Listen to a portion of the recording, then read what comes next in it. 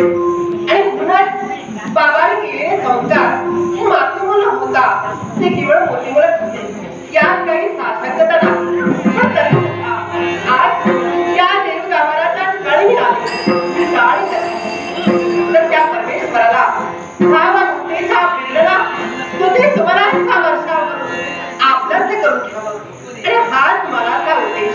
पण असं असलं तरी सुद्धा आज केवळ 12 वर्षाचा गुरु